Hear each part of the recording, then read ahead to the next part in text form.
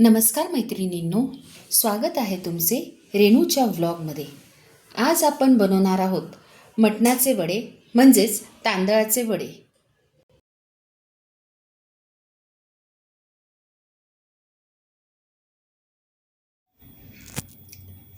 मटणाचे वडे म्हणजेच तांदळाचे वडे बनवण्याकरता मी इथे 1 किलो तांदळाचं पीठ घेतलं आहे। आता ह्यामध्ये मी मीठ घालते,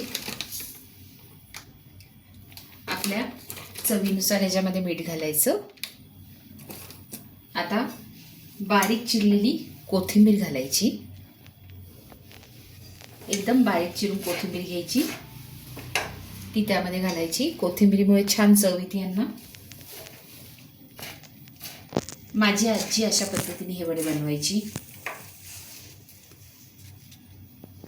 हे कोकणी वडे वेगळे असतात आणि हे वडे वेगळे असतात। ह्यामध्ये दह्याचा वापर केला जातो। इथे मी पाव किलो दही घेतले, हे पहा। आता ह्यामध्ये मी पाणी मिक्स करणार आहे। ह्या दह्यामध्ये मी पाणी मिक्स करते। आपल्याला हे जे पीठ आहे, हे पीठ ह्या दह्यामध्येच भिजवायचं आहे। हे बघा, अशा पद्धतीने तुम्ही ह्याचं ताक करून सुद्धा त्यामध्ये मिक्स करू शकता।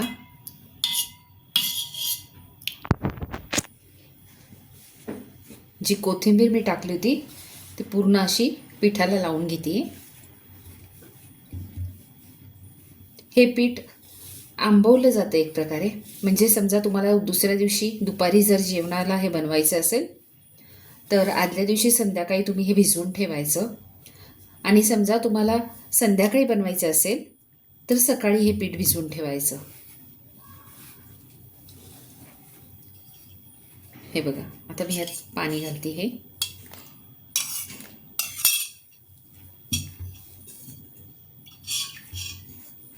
अशा पद्धतीने ह्या दह्यामध्येच आपल्याला हे पीठ भिजवून घ्यायचं आहे। हे पीठ भिजवलं तर एक प्रकारे ती आंबवण्याची प्रोसेस होती आणि ते पीठ हलकं होतं, आणि ते पीठ हलकं झाल्यामुळे ते वडे खुसखुशीत लागतात। आता मी अजून पाणी घालते। असं थोडं थोडं करून आपल्याला हे जे दह्याचं पाणी केले ते ह्यामध्ये मिक्स करायचे। हे बघा,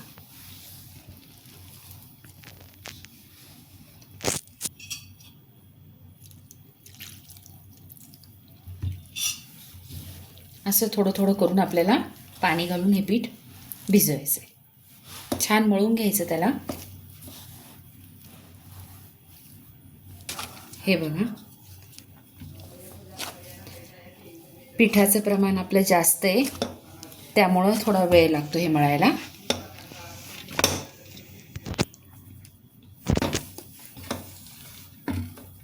हे बघा, अशा पद्धतीने पिठाचा छान गोळा तयार करून घ्यायचा आहे।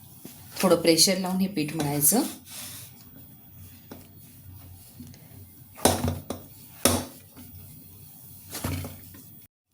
हे असं भांड्याला परातीला लागलेलं पीठ सगळं आपण बाजूला व्यवस्थित मिक्स करून घ्यायचं पिठामध्ये।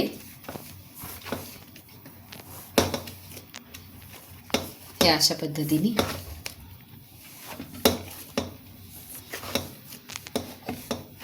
पीठ छान मळलं गेलं पाहिजे हे।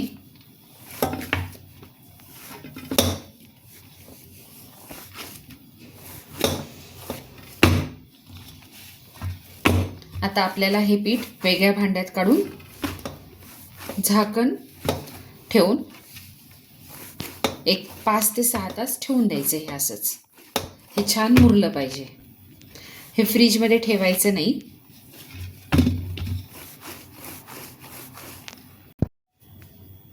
हे बघा, हे अशा पद्धतीने पीठ मळून झाले। मी आता ह्याला रुमालाने झाकून ठेवते। ह्याच्यावर एक प्लेट ठेवायची पाहिजे, तर आपण एक झाकण।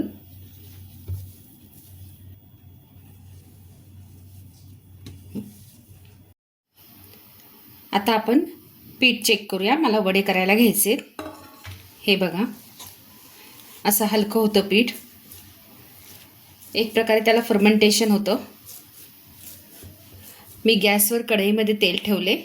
आता मी वडे करून घेते. वडे थापण्याकरता मी एक रुमाल घेतला आहे. असा पाण्यात हात भिजवायचा. पिठाचा गोळा असा घ्यायचा. आपल्याला जेवढी पाहिजे तेवढी वड्याची साईज आपण ठेवू शकतो. हे बघा, उडीद वड्याप्रमाणेच मी हे थोडंसं करते. हा शेप तसाच असतो.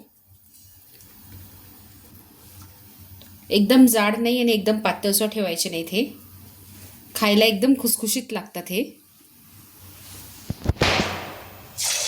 बघा, तेल छान गरम झाले.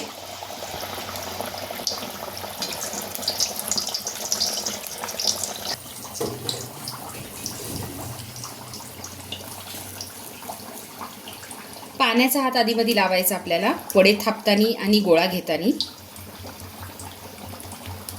हे बघा, मी थोडं छोट्या साईजमध्ये आता तुम्हाला करून दाखवते. हे अशा पद्धतीने करायचे. असे हातावर घ्यायचे आणि तेलात सोडायचे.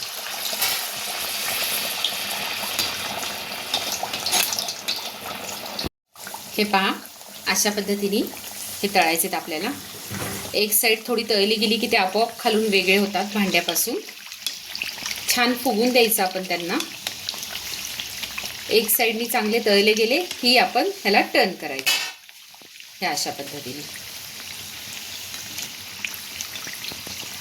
हे चिकनचा रस्सा किंवा मटनचा रस्सा ह्याच्याबरोबर हे वडे खूप छान लागतात. हे वडे मी माझ्या आजीकडून शिकले. ही तिची स्पेशालिटी होती. मालवणी वड्यांमध्ये ज्वारीचं प्रमाण असतं. ह्यामध्ये तांदळाचं प्रमाण जास्त असतं.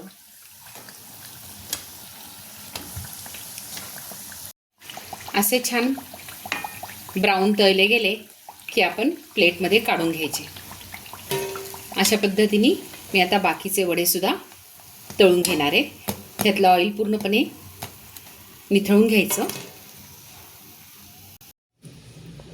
आता मी सगळे माझे वडे तळून झालेत. मी एका प्लेटमध्ये काढून घेते. तुम्हाला माझी आजची रेसिपी कशी वाटली हे मला कमेंट करून जरूर कळवा. अशाच माझ्या रेसिपी पाहत राहा आणि बनवत राहा. आणि हो, माझ्या व्हिडिओला लाईक, शेअर, सबस्क्राईब जरूर करा. धन्यवाद.